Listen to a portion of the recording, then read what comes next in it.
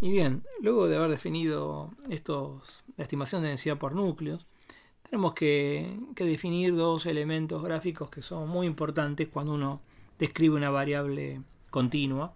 El más tradicional es el boxplot.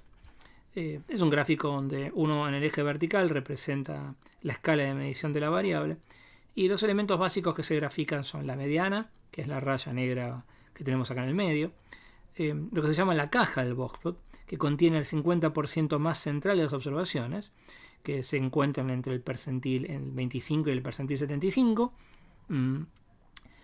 y cuya distancia, que se llama distancia intercuartil, nos da una idea robusta de dispersión de la variable.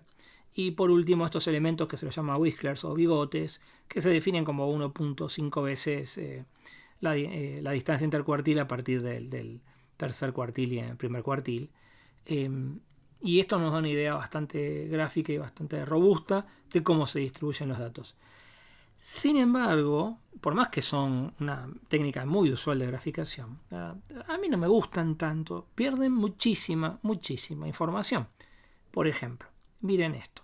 Vamos a dar una variante al boxplot que a mí me parece mucho más informativa, la que me parece a mí lo es, que se llama gráfico de violín o violin plot. En este caso estamos representando exactamente la misma variable.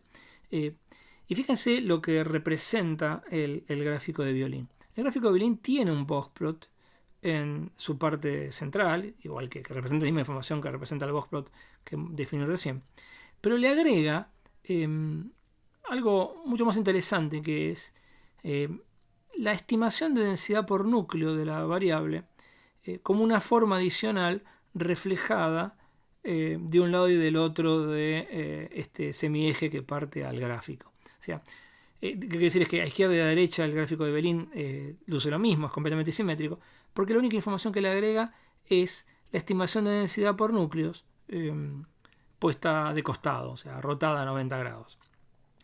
¿Y por qué digo que es mucho más informativo? Porque fíjense en este caso que estos datos, como lo hemos visto antes, son claramente bien bimodales. Eso es lo que hemos visto previamente, ¿sí? Estos son los datos, son bien bimodales. Y esa bimodalidad, no hay ninguna forma de percibirla con este boxplot. Pero fíjense qué claro que queda con este gráfico de violín. Entonces, me parece que es mucho más interesante poder representar un gráfico de violín a un gráfico boxplot. Tiene tanta información como un boxplot, pero le agrega una información importante adicional, que es esta estimación de la densidad, y le da mucho más riqueza.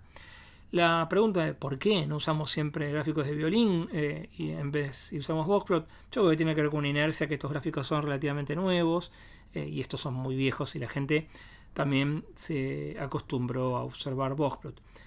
Y acá, antes de terminar el video, una mención importante que hago es que los gráficos no solamente tienen que ser herramientas interesantes que sepamos ver nosotros, sino que una componente importante de los gráficos tiene que ver con compartir información con los demás. Entonces, es un trabajo muy complejo a veces balancear cuál es la herramienta gráfica que más información transmite, pero también al mismo tiempo que yo pueda compartir con otra gente a la cual yo le quiero transmitir esa información. ¿Qué quiero decir concretamente? Quizá en la práctica, si el ambiente no es un ambiente muy especializado en ciencia de datos, un boxplot lo va a entender muchísima más gente que un gráfico de violín. Pero de nuevo, también hay que saber que existen nuevas técnicas de graficación para comenzar a imponerlas y ganar todos más riqueza cuando transmitimos ideas e información.